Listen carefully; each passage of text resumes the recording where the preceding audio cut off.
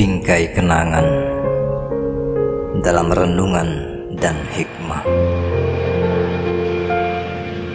Sebuah proses hidup dalam kehidupan. Ini adalah sebuah bingkai kenangan dalam proses hidup dalam kehidupan. Terlepas ada yang mencibir, terlepas ada yang nyinyir, terlepas ada yang sok-sokan berpengalaman, atau ada yang merasa paling mengerti tentang sesuatu, kita hanya tersenyum saja,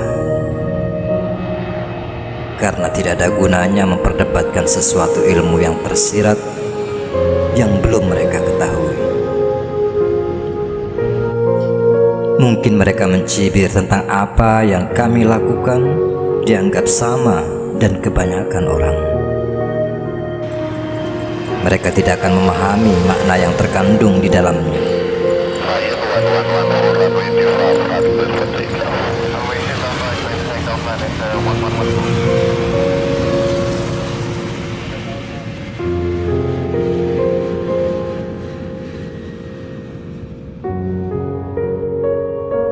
Ada nilai-nilai kebaikan, nilai-nilai positif, dan nilai-nilai kemanusiaan yang tinggi.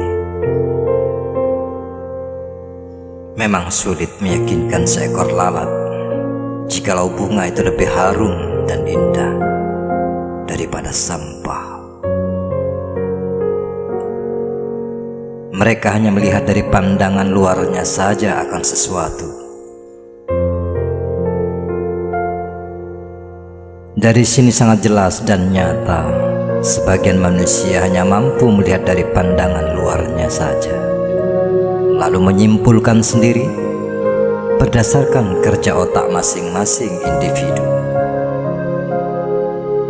Inilah yang saya maksud perubahan pola pikir seseorang itu menyesuaikan kadarnya.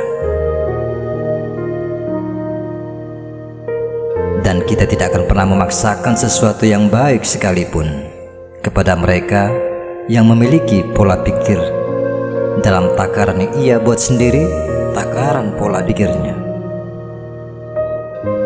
Hidup adalah sebuah proses pembelajaran yang tidak akan pernah berakhir selama kita masih bernapas. Jika tahun-tahun lalu kita pernah dan sering bersama dalam menjalani kehidupan,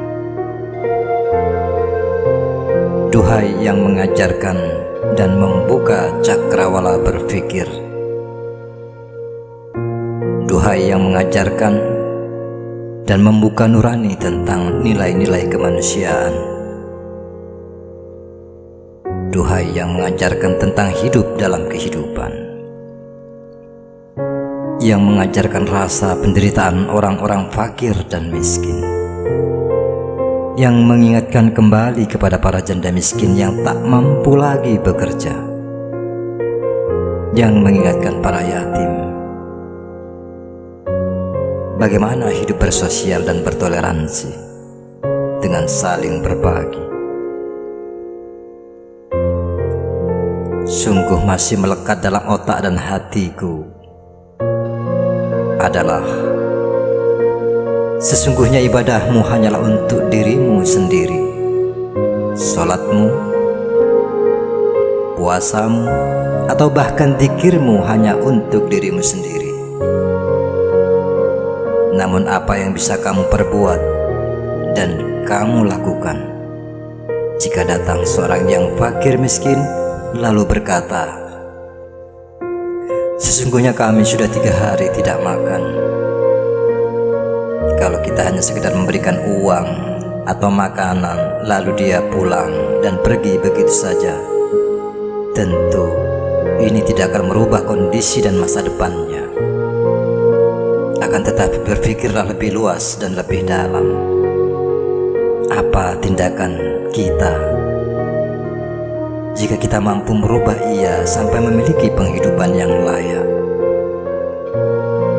Tentu ini perkara yang sulit kamu pahami saat itu.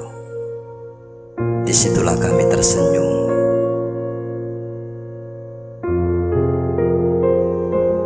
pikir memang ada kadarnya, menyesuaikan masing-masing individu.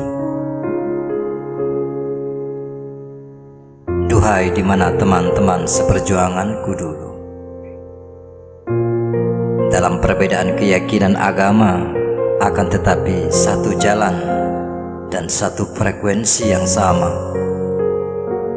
dalam hubungan tentang nilai-nilai kemanusiaan. Kemana teman-teman Nasraniku? Kemana teman-teman Hinduku? Aku rindu masa itu,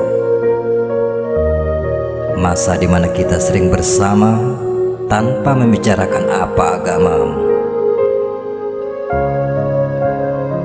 Karena sebuah nilai kebaikan dan nilai kemanusiaan adalah puncak tertinggi dalam agama. Maka tidak peduli apa agamamu, tidak peduli apa madhabmu, tidak peduli apa aliranmu, jika nilai-nilai kemanusiaan yang luhur sudah terbuka, maka tidak ada fanatisme buta. Yang ada hanya cinta tanpa tendensi apapun. Agama bukan hanya berada di mihrab-mihrab tempat pengasingan atau sajadah-sajadah harum atau pada event ritual dan majelis-majelis dzikir. Agama berada pada perut tetanggamu yang lapar, saudara kita yang kelaparan, saudara atau temanmu yang sakit seorang diri, atau di antara mereka yang berhutang padamu dan tak mampu lagi membayar. Agama ada pada tangisan terasing anak-anak tanpa ibu, tanpa ayah. Lalu di mana kita berada saat ini? Lalu apa yang bisa kita perbuat?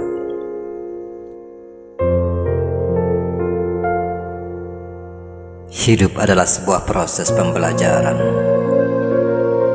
Seperti anak kecil yang baru belajar berdiri, maka ia akan mengalami fase jatuh dan bangun. Ketika proses berdiri sudah bisa, ia akan memulai proses berjalan, yang masih juga akan mengalami jatuh dan bangun, lalu bangkit lagi. Ya, jatuh bangun adalah hal biasa dalam kehidupan. Akan tetapi bangkit adalah sesuatu yang luar biasa. Tersenyumlah. Proses pembelajaran sedang berlangsung dalam kehidupan ini. Tak masalah berapa kali engkau terjatuh, namun dengan bangkit kembali akan menguatkan tulang-tulang dan otot kita hingga kita tersenyum pada masanya. Semua akan indah pada waktunya. Lalu sampai kapan proses pembelajaran dalam kehidupan ini? Sampai Tuhan mengatakan, kamu sudah waktunya pulang.